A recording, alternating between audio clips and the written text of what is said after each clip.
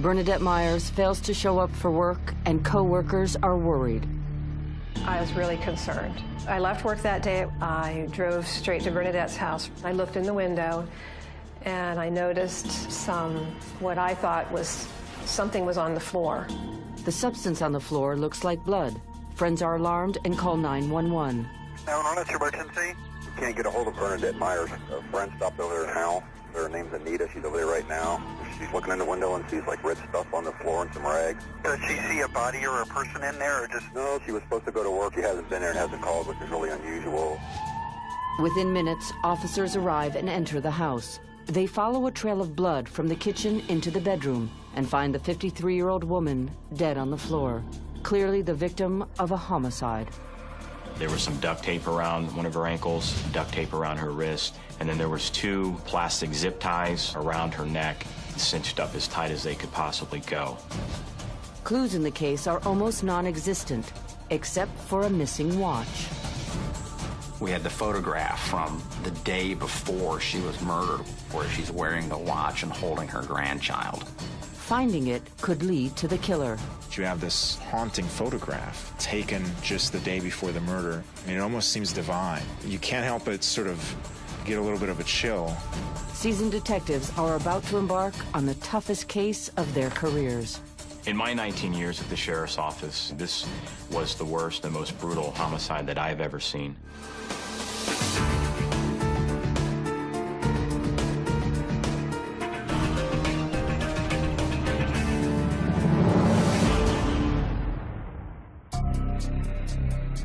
Pinellas County Sheriff's deputies cordon off the home of Bernadette Myers. The hunt for clues is underway. The deputy who entered the crime scene, he saw the blood on the kitchen floor. He saw there was blood transfer on some of the kitchen cabinets.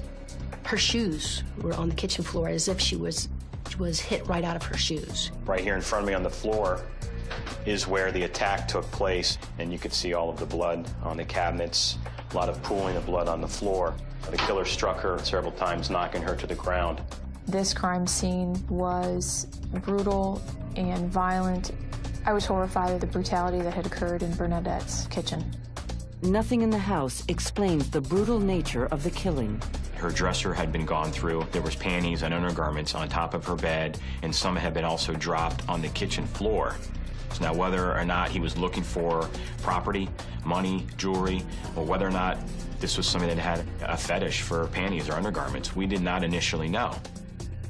It didn't make me think it was a sex crime because Bernadette was fully clothed. My initial thought was that perhaps the killer had tried to do that to take some type of focus on the motive of the crime.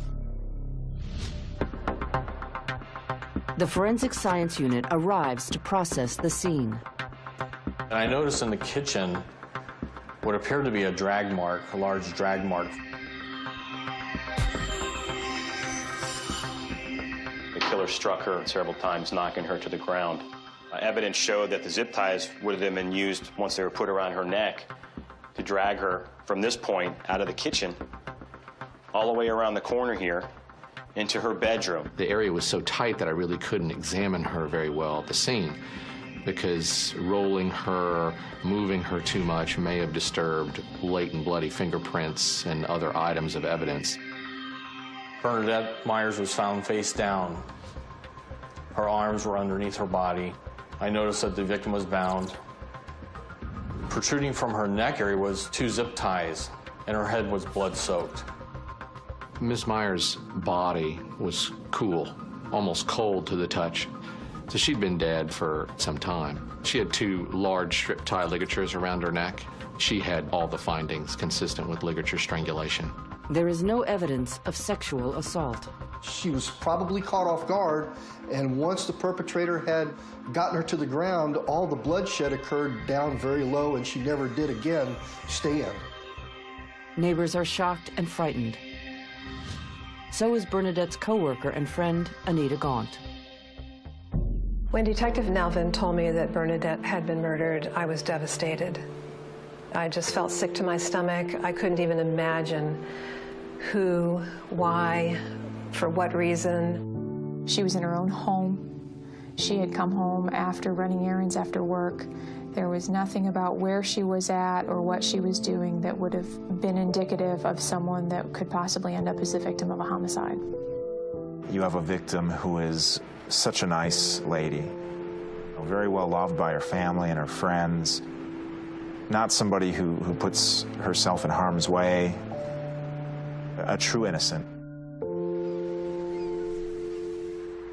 The results of the full autopsy are still days away, and the initial survey reveals little evidence. Everything they were finding inside of the residence, from fingerprints to blood, was coming back to the victim, Bernadette Myers. You would always expect that the killer is going to leave something behind, but in some cases, you don't get it. Bernadette's killer had carefully, meticulously covered his or her tracks. There was no physical evidence left at the scene, no fingerprints, no DNA. But the forensic team does observe some faint marks on the floor. I had noticed that during my processing of the kitchen, there appeared to be some partial, maybe bloody shoe prints on the floor, but they were not very visible. There was no real definition to these shoe prints. In order to get a clear image of the bloody shoe prints, we used a chemical called amido black, which is a blood protein stain. And what it does is it makes the shoe print that's not visible, visible. From the impressions, the forensic specialists can estimate the killer's shoe size, between a 9 and a 10, but they're unable to determine the make. It was not a complete shoe impression from heel to toe. Therefore, they couldn't give us exactly what shoe this pattern belonged to. Elsewhere in the house, the lack of forced entry suggests Bernadette might have known her killer. There was no forced entry into the residence. There was no windows broken. There was no doors pried. There was no windows pried. I felt in my mind, and I told the detective this, that possibly the suspect knew the residence, had been there before. Bernadette's car is also missing. Her purse had been dumped on the counter, and her keys were missing, as well as her vehicle. The thought process was they wanted to use her vehicle for a mode of transportation to leave. Maybe they were going to get out of the area with that. The vehicle information is entered into a national stolen vehicle database. Detectives begin questioning neighbors, family, and friends. It's very important to construct a timeline. What does she do every day? Where does she go? Had she come in contact with anyone that perhaps had threatened her in some way? Detectives reconstruct Bernadette's last hours. And we were able to determine she worked her normal day on Monday, and then she had a doctor's appointment. From the doctor's office, we were able to get a description of what she was wearing. Bernadette Myers returned home from the doctor's around 5 p.m. She was found the next day wearing the same clothes she was wearing at the doctor's. Friends say she wouldn't have slept in her clothes, and she wouldn't have worn the same clothes 2 days in a row. We're able to determine that she was murdered shortly after she arrived home on Monday, March 3rd, around 5 p.m. Then, 2 days later, Bernadette's car is located. The car was actually discovered at a discount auto store that was approximately 2 blocks from her home, and it was legally parked and just abandoned there. The car is combed for evidence. We had forensics come to process the exterior of the vehicle, to secure the vehicle. We checked the immediate area, the parking lot, the dumpsters, the bushes. We even got on the roof of the location to see if any evidence that had been taken from the scene was left behind. We had hoped for it to give us some additional leads on this investigation that would bring us closer to the killer. Sequential processing was also done with the vehicle, looking for trace fibers, hairs, blood, etc. Forensic experts are optimistic. Several items of blood were located on the shifter, on the driver's seat, and an additional area by the accelerator and the brake pedal. But the blood won't help identify the killer. State lab had looked at the blood. It was the victim's blood inside that vehicle. For investigators, evidence in the case is hard to come by. Then a surprise. This individual was walking down the alley carrying a zip tie in his hand. It seems there are few people in town with a fondness for zip ties.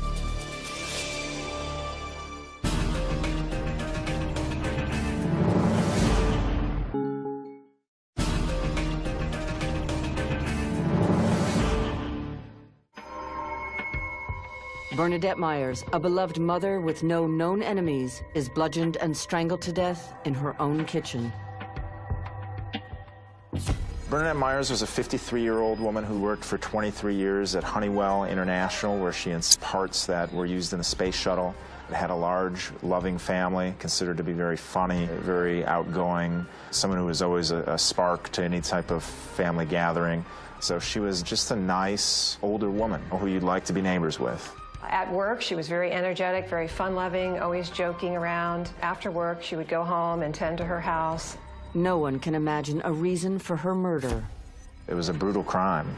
Bernadette Myers wasn't someone who would affiliate herself with people who would commit murders. That can tend to really cause a chill for a community when that type of random violence is occurring. 1 week after the murder of Bernadette Myers, investigators get a call-in tip from one of her neighbors. We did receive a phone call from a woman who's known as Sunshine. She believed that she had information on the individual who killed Bernadette. She had indicated to me that on or around the occurred time of this murder, there was a black male she observed cutting through Bernadette's lot. It's a promising lead. There was a black male that was arrested for doing a cat burglar north of Bernadette's residence. We responded due to the fact that, one, it was close to the area where Bernadette lived. Two, there was a stolen car involved, and we know that Bernadette Myers' vehicle was stolen from her residence after she was murdered. The MO seems to match. Detectives visit the man in jail. So, of course, we follow it up on that lead to see if, in fact, this person could have been involved with Bernadette's murder. Detective Bovan and I met with this suspect, attempted to interview him. However, he did not want to talk with us. We were able to find out where this individual lived, went to that location, checked the residence, the garage. We did collect some items from the garage, a zip tie, some duct tape. But the devil is in the details. His shoe size was smaller than the guidelines they gave us for the possible shoe size of the bloody shoe impression. Also, he was working a job with a company up in Tarpon Springs. It was a big stretch to be able to take him from that point to Bernadette Myers' residence in time for him to do the murder. It was very frustrating. Nobody was standing out to us as being responsible for this murder. We talked about it a lot, trying to figure out where to go next. We looked at anybody and everybody that we could possibly look at as being involved in this case. The cat burglar is cleared, but citizens of the sunny Tampa Bay area remain shaken by the seemingly random attack. If I was living next to someone who was murdered, and it turned out that the murder was committed by a family member or a friend or an acquaintance, I would be less concerned than if it were random, because if it's a random murder, one thinks that the next victim could be me, or it could be one of my loved ones. With no hard evidence from the crime scene, detectives intensify their door-to-door canvassing of Bernadette's neighborhood. Then, in an alley, a man is spotted carrying a suspicious item. Our sergeant came across an individual walking down an alleyway behind the victim's residence. And this individual was walking down the alley carrying a zip tie in his hand, about the same length as the ones that were around Bernadette's neck. We thought, well, perhaps we have our man here. He lived almost across the street from Bernadette, so he was able to see her house from his house. You're thinking, is this somebody working above to send this person down there at the right time so we come across him?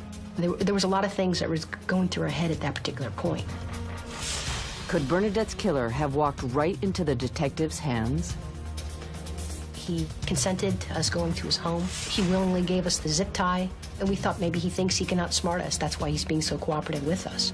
But the man from the alley is soon cleared.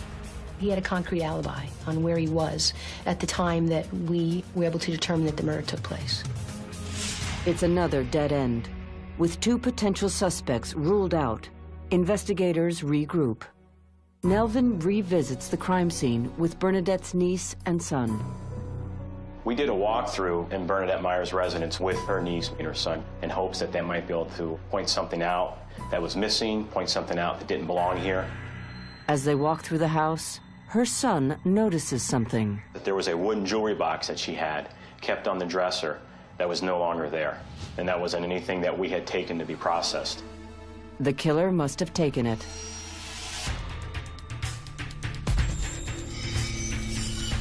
Once we realized that the jewelry box was missing, Bernadette's son was able to draw us pictures of specific items of jewelry that his mother had owned. I think that established a possible motive as to why he killed Bernadette. In addition to the drawings of missing jewelry, there's also a photo.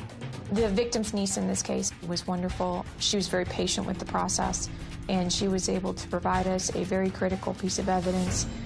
That was a picture of Bernadette that had been taken at a family reunion the weekend before her murder. Bernadette said she had a great time when she had been in Ocala. They had a big family outing. She couldn't speak enough about it. Bernadette's niece took pictures at the family gathering. Her niece provided me with a photograph of Bernadette Myers that was taken when they were up in Ocala. And in this photograph, Bernadette is wearing a two-toned Anne Klein watch that's silver and gold in color. And it stands out pretty good in the photograph. When Bernadette's body was found, she was not wearing the watch. You have this sort of haunting photograph taken just the day before the murder. And it almost seems divine. You can't help but sort of get a little bit of a chill. That picture of Bernadette wearing the watch was a very defining moment in the case to me.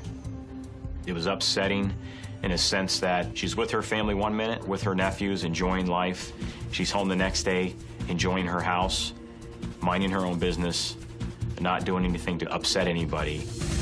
As far as my career in working homicide cases, this one stands out because of the involvement with Bernadette's family. She had a very loving family that, fortunately for us, were able to put their grief aside and to provide us with the assistance that we needed. Investigators review the evidence so far. Bernadette Myers has been found brutally killed in her own home.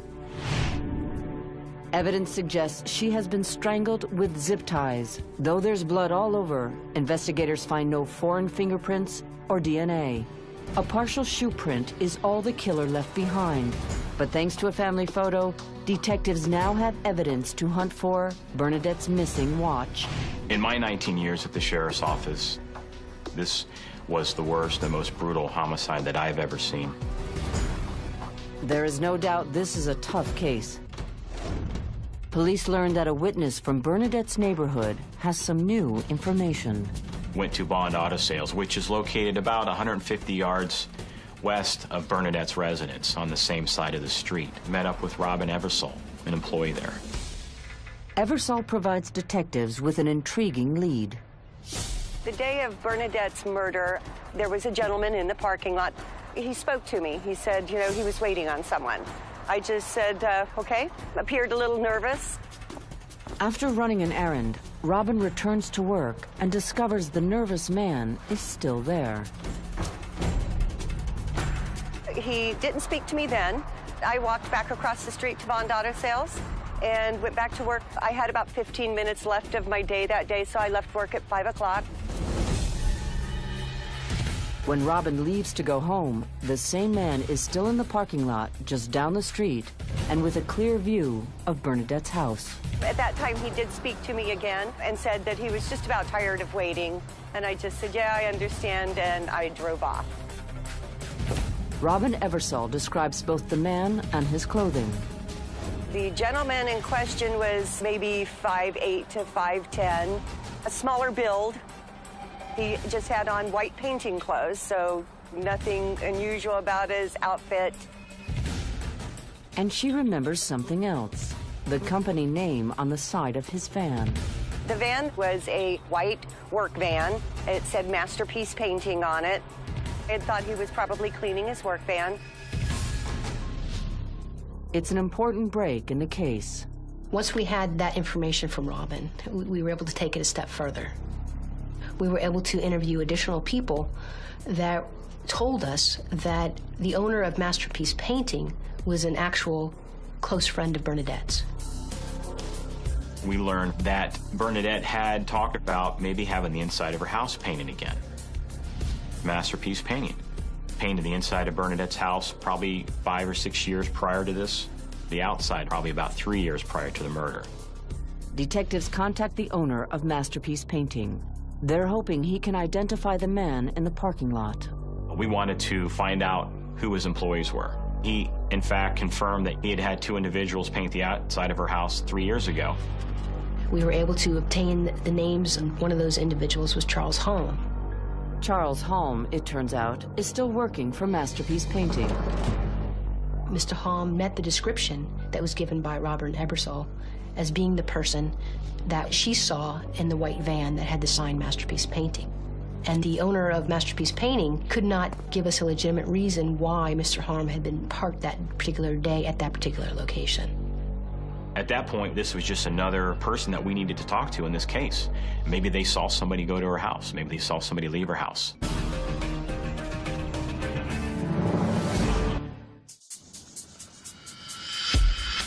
Three weeks after the murder of Bernadette Myers, investigators have a suspect, Charles Halm. Before investigators talk with Halm, they decide to check his background. It turns out he has a criminal past. We were able to determine that, in fact, he had a prior criminal history, and then he had been arrested numerous times for several property crimes. Burglary charges, had recently spent time in prison. So I called him. We agreed that he would come and meet with me at my office the following morning at 8 on his way to his job site. The background check also reveals something else. We did what we refer to as a pawn check. That means that we would check with all of the neighboring pawn shops to find out if Charles Halm had pawned any items after the point of Bernadette's murder. And we got a positive response from that. The majority of the pawn activity that I did see was for tools. There was one piece of jewelry that was identified as a woman's bracelet at a local pawn shop. It still didn't, jump out immediately. If somebody does a lot of pawning, there's going to be jewelry. Could have been a girlfriend's. Meanwhile, Detective Nalvin brings in Sergeant Tom Klein to assist with the interview. When Detective Nalvin was conducting the interview, I noticed that Charles was somewhat nervous about being there.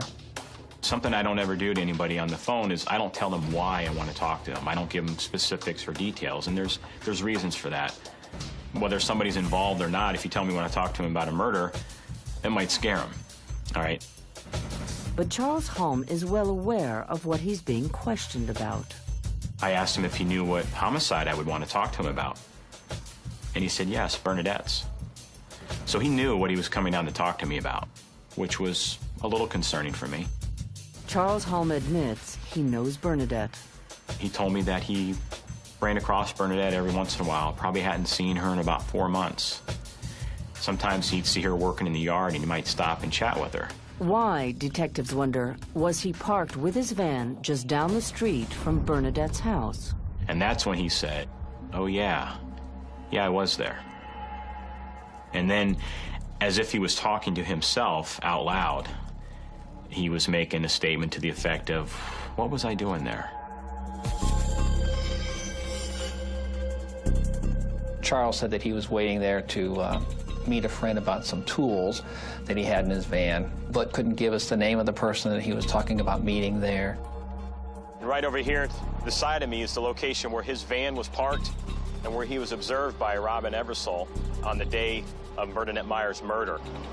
And if you look down the road here towards the east on 58th Avenue, you can see from where Charles Halm was standing, he has a direct sight to the front door of Bernadette Myers' residence and to her driveway of the residence. Then, Holmes says things in the interview that sets off alarm bells for the detectives. He said he might have given Bernadette his number, but he doesn't ever remember having any conversation with her. He also made a statement that 3 years ago, when they were painting, she left her house unlocked for them to go in and out to use the bathroom. That's not something Bernadette would have done. So this interview was very, very alarming to me. We ended the interview. I gave him my card and I asked him to call me if you ever think of who it was you were supposed to meet. If you think of anything that can help me in our investigation of Bernadette Myers' murder. And he took the card and he walked out the door. As the interview ends, Nalvin notices something else.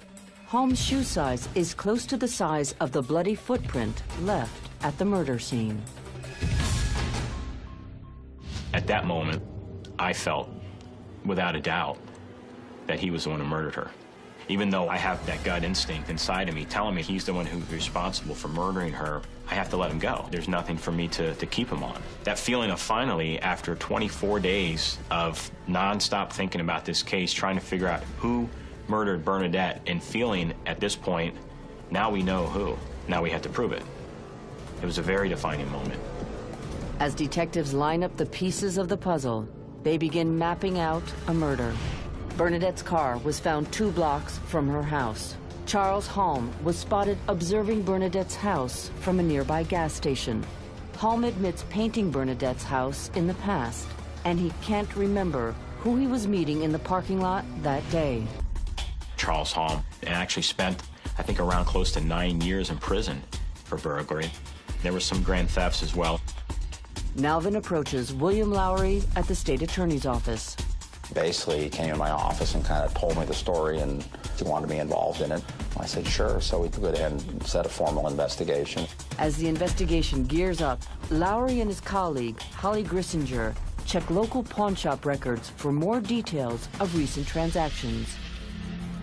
Each law enforcement agency has access to databases where they can obtain the information from any pawn shop regarding who pawned an item, when it was pawned. We then contact the particular pawn shop and obtain the actual pawn slip. When you go to a pawn shop and either pawn an item or sell it, the pawn shop operator has to have you fill out a form. You have to show your ID and you have to leave your fingerprint. And that form, of course, has your name and address and what you've pawned and what they paid for it, and the date and time is stamped on it. And ultimately, you can compare the fingerprint to make sure it's the same person that actually pawned it. Detectives find the records of what Halm has pawned, and they raise suspicions. Now all of his pawn transactions were jewelry, and more importantly, women's jewelry. Once we got confirmation that Charles Halm had pawned several items of jewelry, we traveled to those particular pawn shops.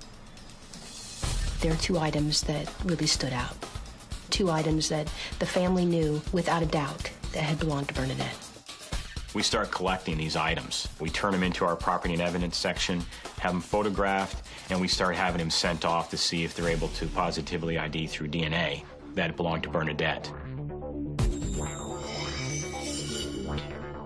One of the jewelry items, a coral ring, is tested for DNA. DNA collected from the ring that matched Bernadette Myers' DNA. So without a doubt, we're able to determine that that was the ring that Christopher Myers drew a picture of, and that ring, in fact, belonged to the victim, Bernadette Myers. It's a huge development, the first concrete physical evidence connecting Charles Halm to the victim. With the evidence piling up, detectives continue to dig into Halm's background and discover a shady past.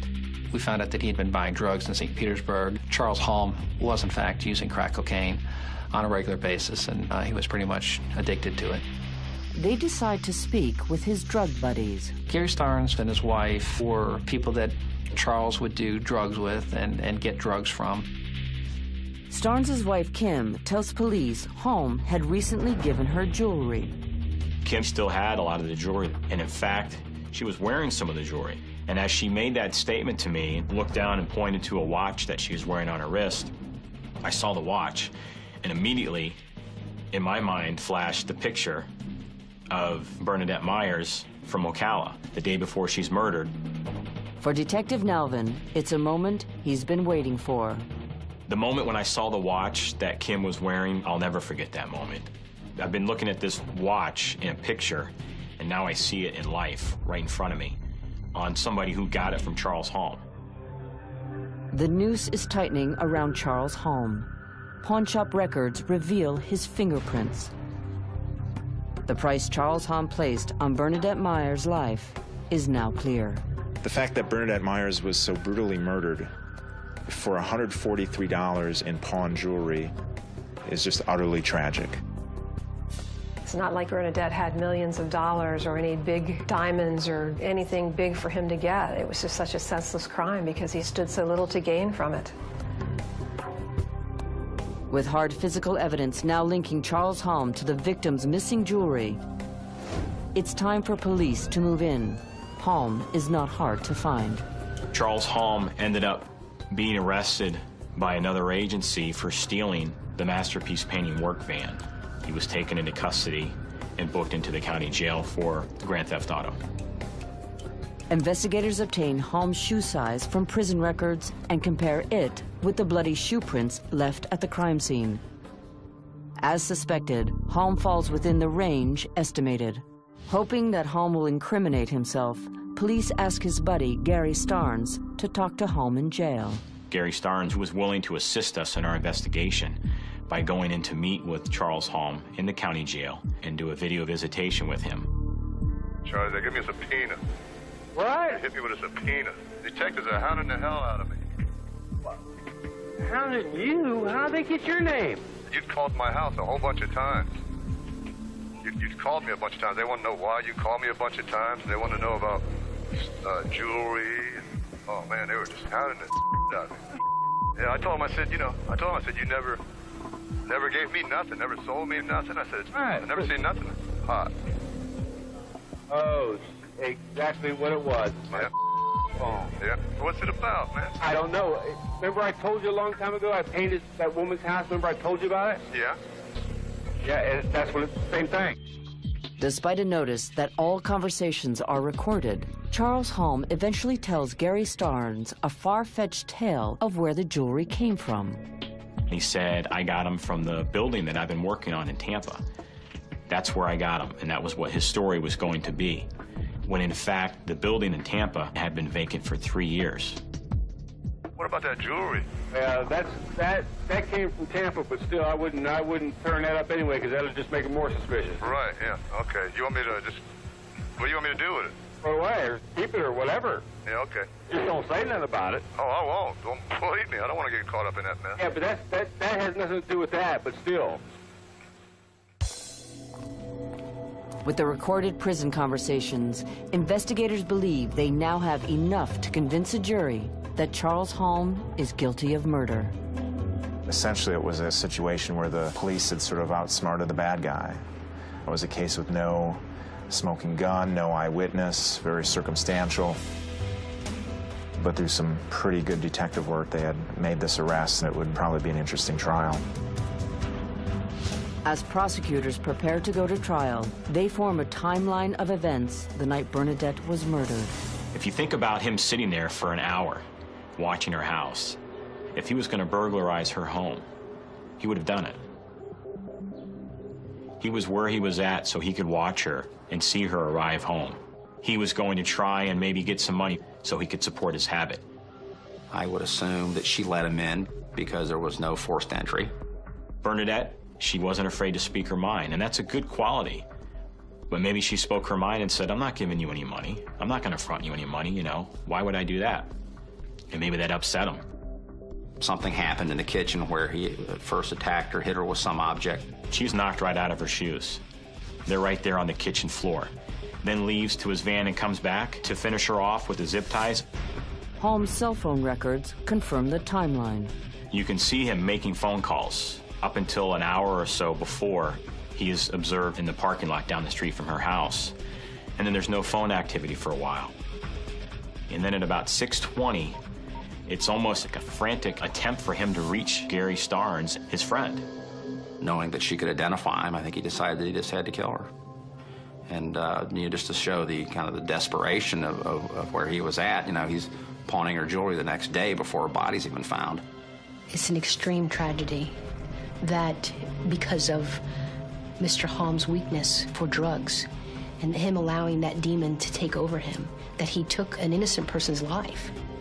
It's really sad to think that Charles Halm would go to Bernadette Myers' house, someone that he probably considered a friend and wanted money to feed his drug habit. Something happened. I believe that Charles Halm had a huge desire, a huge craving for his crack cocaine I believe once he got started with it, he couldn't stop. He had to do everything he could, every means necessary to get the money or get the funds that he needed to feed his habit. I've seen the drug take a regular person and turn that person into a prostitute working the streets. I've seen where crack cocaine has had such a strong hold on a person that it just crushes them financially, where they spend all of their savings, all of their retirement savings, and then they start selling off items inside the residence just to feed their habit. But without physical evidence linking Halm to the crime scene, the case will be largely circumstantial. Detective Klein went to the residence he lived at. They were able to learn from the homeowner that she had noticed a newer pair of his shoes were missing, which we feel could be the shoes that he wore when he murdered Bernadette. On August 8, 2003, Charles Halm is charged with first-degree murder. But with no confession or crime scene evidence, will a jury believe the prosecution's theory?